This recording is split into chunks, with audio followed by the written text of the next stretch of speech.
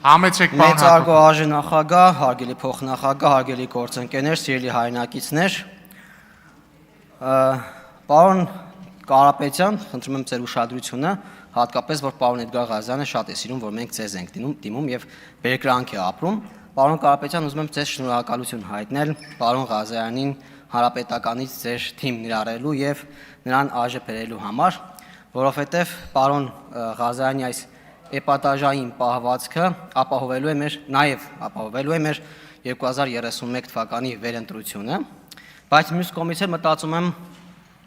այն քաղաքացիները, որոնք մտածում են անընդհատ, որ մենք այս ընդդիմության հետ պասերով խաղերի մեջ ենք, լսած կլինեք այդպիսի կարծիքներ կան, որ մենք ենք ստեղծել մեր համար հարմար ընդդիմություն,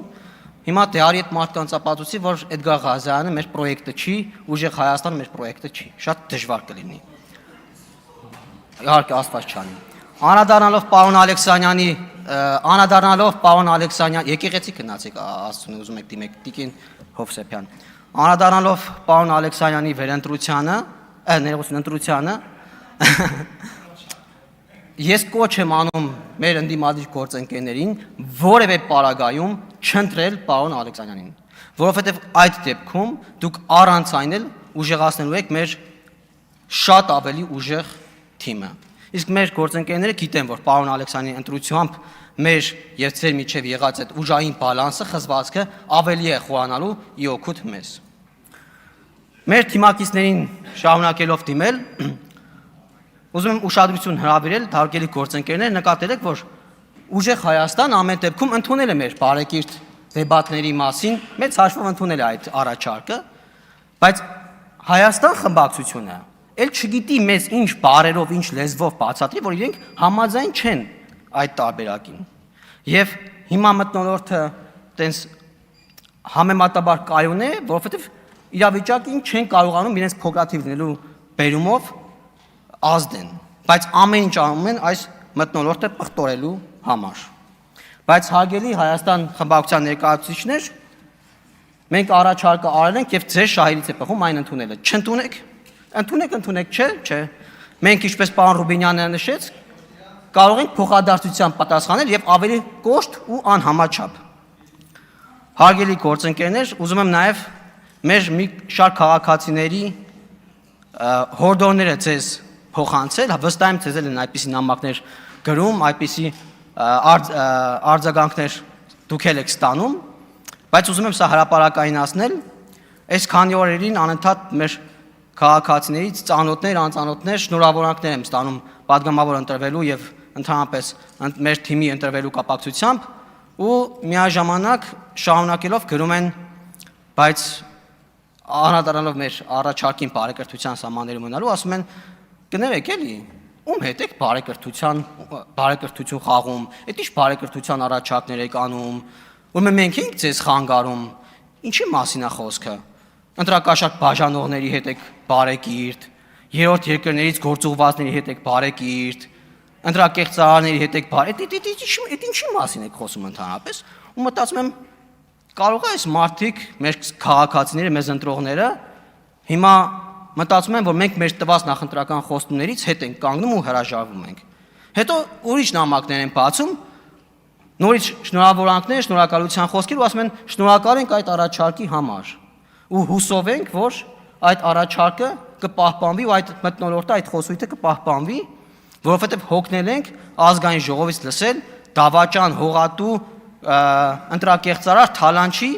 կամ ռուսի շպիոն, թուրքի շպիոն եւ այլ խոսույթները։ Ու հուսով ենք, որ կհրաժարվեք այդ խոսույթներից, որովհետև մենք արժանի կամ ազգային ժողովը արժանի չի դրան։ Հիմա ես ուզում եմ դիմել մեր սիրելի այն քաղաքացիներին, այն առաջին խումբ քաղաքացիներին, սիրելիներս, մենք նախորդիվ տեսել ենք, թե այդ խոսույթը մեզ ուր է տանում, իսկ այն տանում է նրան, որ մենք ունենք ահա այսպիսի ազգային ժողովի ընդդիմություն։ Իսկ գուցե մենք այլ ճանապարհով գնանք ու կարողանանք ի վերջո առողջացնել քաղաքական դաշտը ու հաջորդ խորհրդարանը ավելի հայաստանակենտրոն ընդդիմություն ունենա, ավելի իրական ընդդիմություն ունենա, ավելի հայաստանյան ընդդիմություն ունենա։ Գուցե այլ ճանապարհով գնալու դեպքում այլ արդյունքի հասնենք։ Եկեք ի վերջո փորձենք, որովհետև միևնույնն է, Հայաստան դաշինքը մինչև քոքը մաշվել է ու հազիվել 2031 թվականին վերընտրվի կամ շանս ունեն այդպիսի, իսկ ուժեղ Հայաստան խմբակցությունը կարծում եմ մինչև 2031 էլ չի ձգի, պարոն Կարապետյան, ցավոք, որովհետև, այո, ճիշտ է, որովհետև ես վստահ եմ, որ ձեր տակից եթե փողը հանում ենք, տակը բան չի մնում։ Դա քաղաքական տրամաբանությունն է դա հուշում, պարոն Կարապետյան, եւ կարծում եմ, որ դուք շուտով մնալու եք անկախ падգամավոր, բայց ոչ թե դուք եք դուրս գալու խմբակցությունից, այլ հերթով ձեր թիմակիցները դուրս են գալու ու դրա բերումով է, որ դուք դառնալու եք, պարոն Կարապետյան, անկախ падգամավոր։ Բայց միևնույն ժամանակ, պարոն Կարապետյան, ասեմ, որ մենք պատրանքներ չունենք, ոչ մի իլյուզիա։ Գործ ունենք մինչև ուղղնուծուցը հակա ժողովրդավար, հակա ինքնիշխան, հակա խաղաղարար մի ուժերի հետ, մի խմբավորման հետ, գործ ունենք մի չարորակ ուռուցքի հետ քաղաքական իմաստով,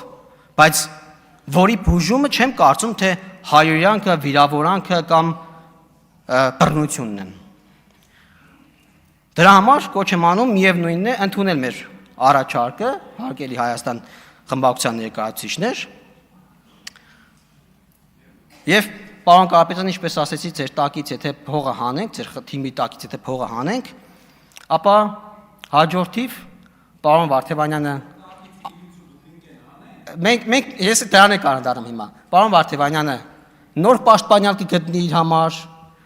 մեր տնտեսագետ գործընկերները այլ գործատուներ կգտնեն, նախկին հանրապետական պաշտոնյաների որդիները կամ նեպո բեյբիները այլ թիմեր կգտնեն իրենց համար,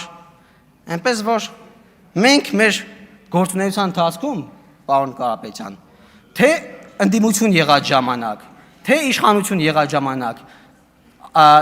առանց դուբինկայի, առանց ամեն ինչի մենք մեր քայլերը իրականացրել ենք, մենք մեր սկզբունքներին հավատարիմ ենք մնացել, մենք մեր գաղափարներին հավատարիմ ենք մնացել, թե փող ունեցած ժամանակ, թե փող չունեցած ժամանակ, թե իշխանություն եղած ժամանակ, թե չեղած ժամանակ, այնպես որ հարգելի եւ սիրելի քաղաքացիներ, ես առաջին խումբ հատկապես քաղաքացիներ, եկեք այս անգամ փորձենք այլ ճանապարհով գնալ, եկեք փորձենք այդ շանսը տալ մեզ բոլորիս, հուսով եմ այդ շանսը ընդդիմությունը եւս կփորձի տալ մեր քաղաքացիներին։ Շնորհակալ եմ։